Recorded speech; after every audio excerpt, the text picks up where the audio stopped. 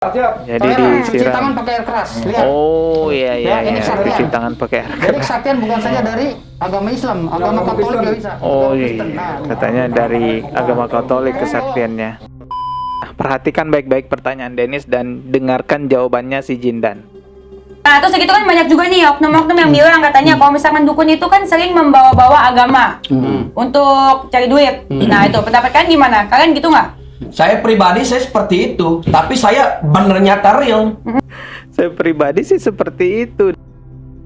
Assalamualaikum warahmatullahi wabarakatuh. Subscribe dan juga loncengnya ditekan biar nggak ketinggalan video berikutnya. Teman-teman, kembali lagi saya akan mereaksi sebuah video konyol yang dipertontonkan di sosial media, yang mana tujuan saya mereaksi ini tentunya untuk mengedukasi masyarakat jangan mau dibodoh-bodohi sama tayangan tersebut. Kemarin saya sudah reaksi si Jindan itu ya, yang katanya kebal tembak dan kebal tusuk jarum. Ternyata jarumnya dibengkokin bukan ditusuk ya. Dia mengklaim bahwa itu adalah ilmu hikmah yang dihasilkan dari sholawatnya dia, dari ayat-ayatnya Allah. Jelas ini berbohong menggunakan sholawat. Ini laknat banget orang seperti ini. Allah dan para malaikatnya saja itu bersolawat kepada Nabi. Ini menandakan bahwa sholawat itu sangat mulia loh. Lalu bagaimana mungkin ada orang yang mengaku punya nasab Habib lalu berbohong menggunakan sholawat la ilaha illallah, dan dia juga mengaku sebagai pembela dukun. Ya Allah, ini apa-apaan? Tentu kejadian ini yang sangat memalukan agama Islam, karena berbohong menggunakan sholawat tidak lepas juga pengaruh dari gurunya yang harusnya bertanggung jawab atas apa yang dilakukan oleh murid-muridnya. Dan ternyata teman-teman, gurunya si Jindan ini melalui percakapan telepon dengan Bang TIJ, dia mengakui bahwa dulunya dia menggunakan jin kafir untuk mendapatkan kekuatan kebal tembak. Tapi itu dulu, dan sekarang katanya sih sudah taubat.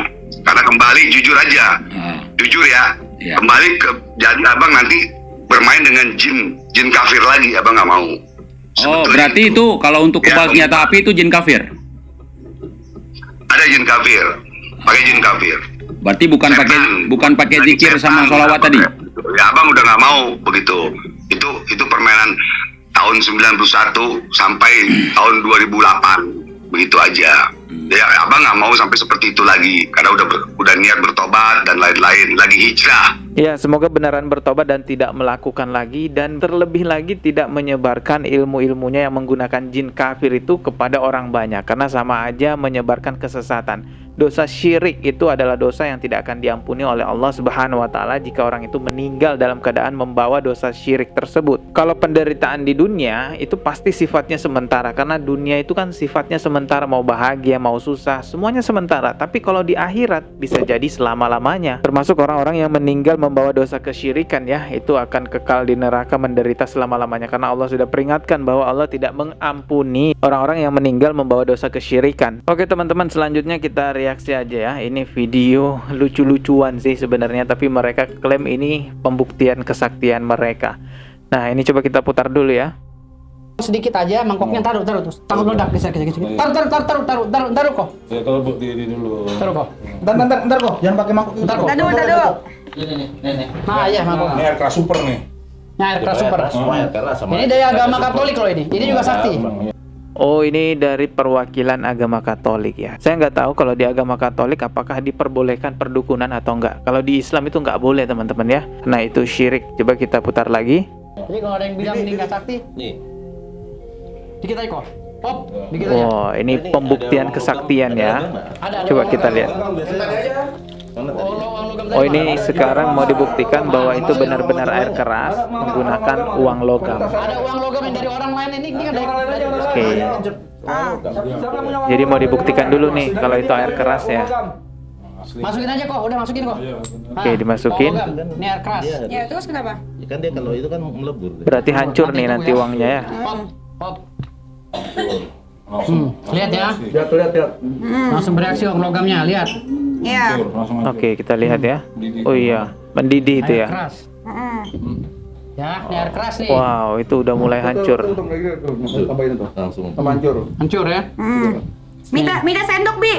Nah, sendok, Oh iya. ambil sendok Hancur juga hancur. uangnya. lagi apa ininya udaranya itu apa? Bis. Awas, terbang, dia terbang. Apanya terbang? Wah, ini hancur guys, kelihatan. Dan ini diperlihatkan di kamera bahwa uangnya hancur. Saya nggak paham, apakah pengacara yang ada di sini nggak mengerti bahwa menghancurkan uang itu bisa dipidana dengan denda 10 miliar dan penjara 10 tahun ya. Ya, yang saya tahu seperti itu undang-undangnya. Tapi nggak tahu ya, kok dibiarin aja gitu ya. Coba kita putar lagi ya. Duit itu hancur. Duit hancur ya. Tuh, pengacaranya justru bilang tuh hancur. Kok bisa ya? Masker. Udah ya. Udah. Oke, ini praktek ke tangan ya. Dengan air yang sama, Kokosis akan mempraktekkan ini cuci tangan pakai air keras.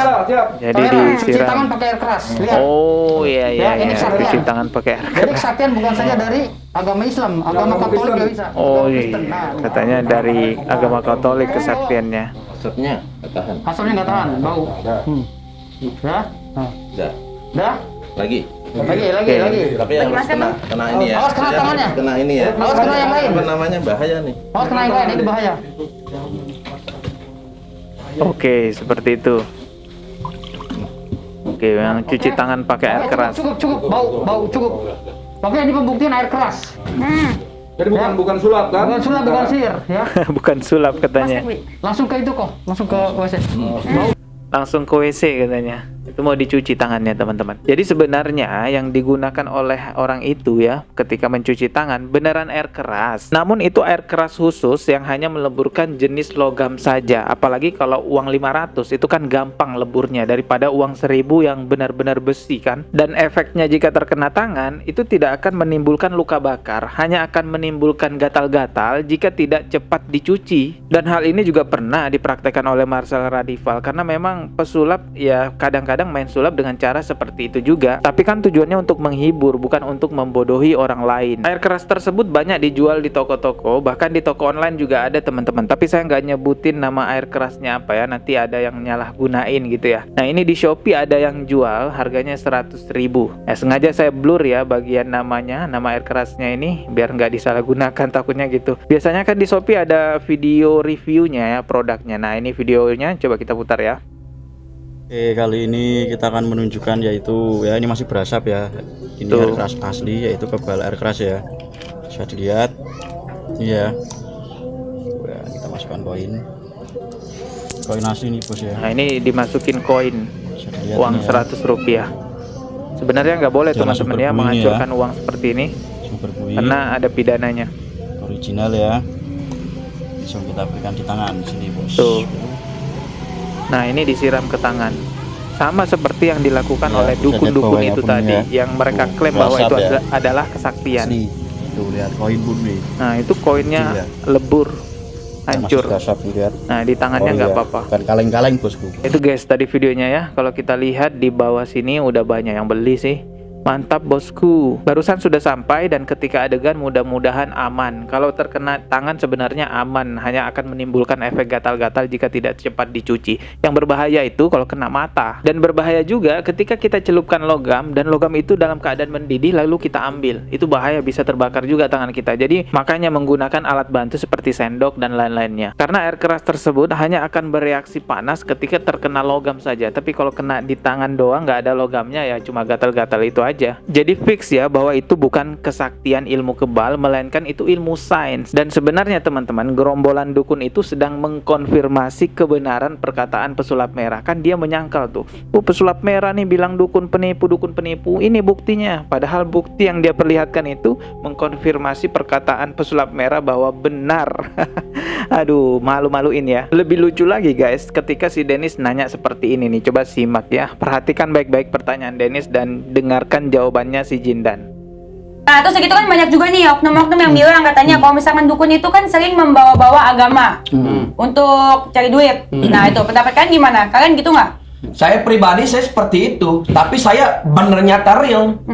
Saya pribadi sih seperti itu dan ini udah banyak juga dibahas di channel-channel lain ya.